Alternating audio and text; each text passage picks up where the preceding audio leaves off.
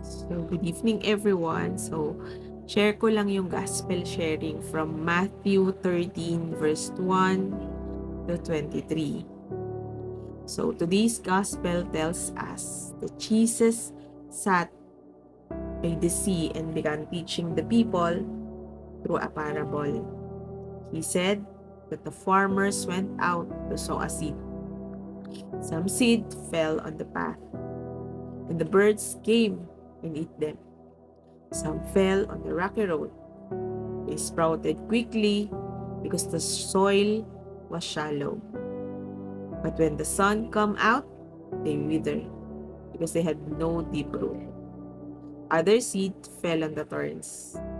As they grow, the thorns grow and choke them, so they could not bear fruit.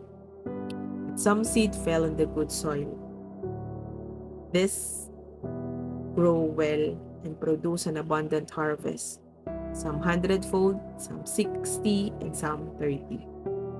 Jesus ended the parable by saying, "Whoever hears should listen."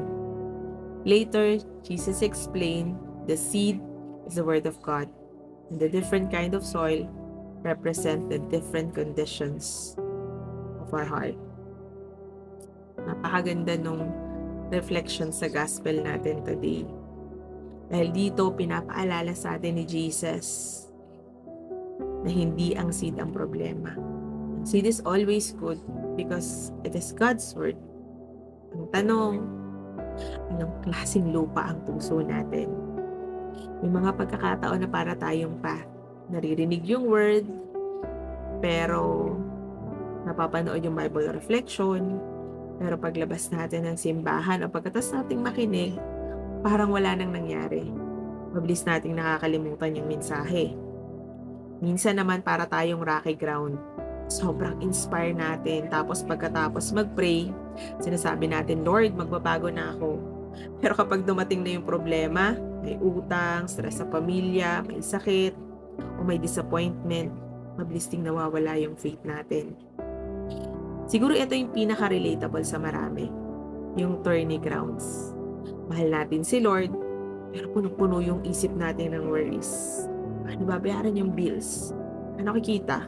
Paano yung future ng pamilya? Hindi masamang mag-alala paminsan-minsan. Pero kapag mas malakas yung takot kaysa tiwala natin kay God, parang natatakpan yung word niya sa puso natin. Pero may magandang balita. Sabi ni Jesus, may good soil din. Ang good soil ay hindi taong perfect. Hindi ibig sabihin wala kang problema. Ang good soil ay mga taong kahit may pagsubok, pinipiling kumapit kay Lord. Kahit hindi naiintindihan ang mga nangyayari, nagtitiwala pa rin sa Diyos. Maybe today, God is not asking us to be perfect. Simply asking us to let His word on our heart. Because when our heart becomes good soil, His word begins to change us. We become more loving, more forgiving, more patient, more faithful.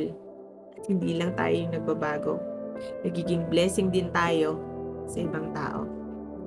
So tonight, ask yourself, "Lord, what kind of soil is my heart today?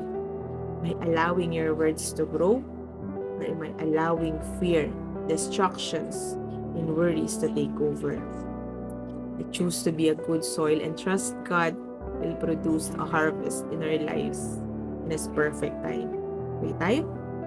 Heavenly Father, thank you for your words today. Thank you for reminding us that you continue to plant seeds of hope, faith, and love in our hearts. Lord, forgive us for the times that we allow fear, pride, distraction, and worries to keep your words from growing in us. Today, we surrender our heart to you. Make our heart good soil. Help us to listen to your voice, obey your will, and trust you even when life is difficult. May your words take a deep root in our lives so that we may bear fruits and bring glory to you and become a blessing to our families, friends, and everyone we meet. We ask all of this in the mighty name of Jesus. Amen. In the name of the Father, the Son, and the Holy Spirit. Amen. God bless.